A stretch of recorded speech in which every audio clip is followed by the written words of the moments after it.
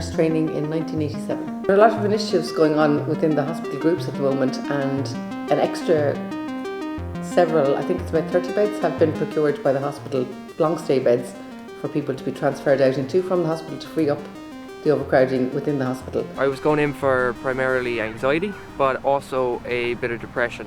When I went to the doctor about getting into the counselling with Brookhouse, I waited 3 months. Now I'm receiving care from Brookhouse, and I've been waiting upwards of 6 months now for a subsequent appointment.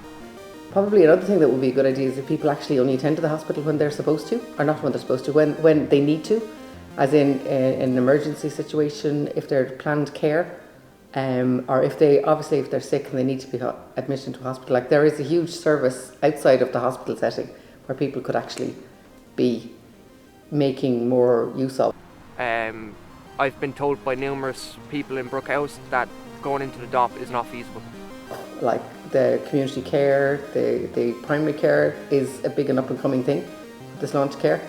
A lot of care they're hoping to base it in the community, which should and hopefully will free up a lot of beds within the hospital for people that actually need to be inpatients. Marie Verweiss is my name, and I started nursing in 1993, became a student and qualified in 96. There was a lot of political talk before the elections, people looking for votes, but I don't think any more money will become available.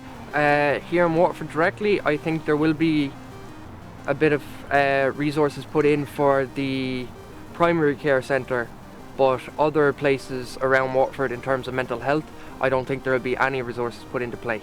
And even if it does, you know, if history is going to repeat itself, it won't become available for the end user. While money might be pumped into the HSE, it will still be spent the way it has been spent, which has been of no benefit to the patient.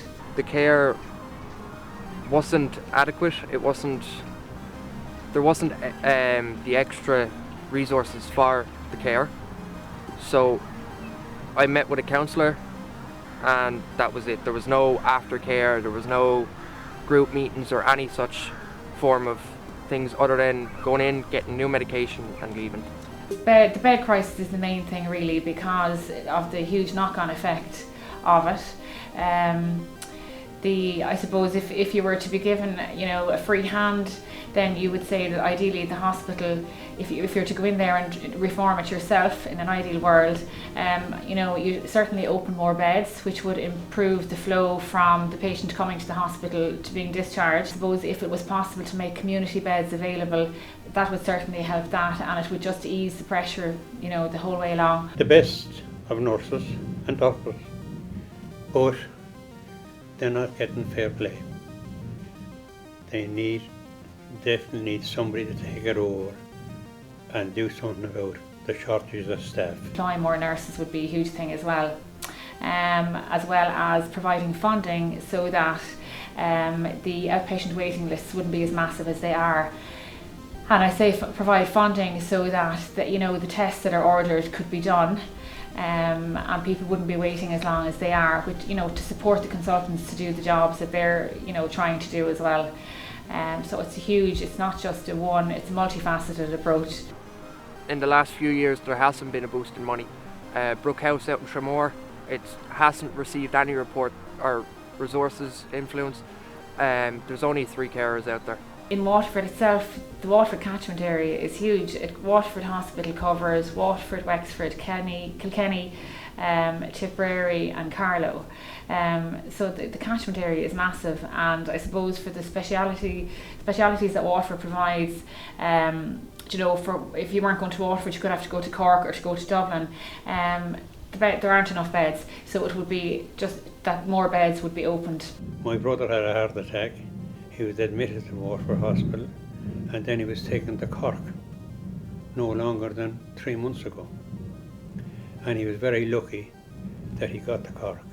But if you are going in on a regular basis to try and care about people and to try and do a good job, but every day you feel that you can't deliver the level of care that you want to give and that you know the patient needs because you don't have the resources, then you come out of work every day feeling like you've done a bad day's work and that you didn't look after people the way they deserve to be looked after. People are being left sitting out on trolleys, even if you went into the DOP, which is if you are in extreme emergencies regarding mental health. you could be sitting there in a hallway for the whole night if you need to receive extreme medical care. Because they're sick and they're vulnerable. And the knock-on effect is that then you've no job satisfaction and it becomes a toxic work environment. And so I suppose that's really down to resources and to supporting the nurse to do what they need to do to optimise patient care and outcomes. They run off their feet. A young doctor was treating me while I was in the hospital, and it was 1:30 in the morning, and he was on since 7:30 that morning, and he only had one tea break, and his tea break come by just a cup of tea. He hadn't time for anything else on his own. He was running that hospital. They have to start with what they have and add to it.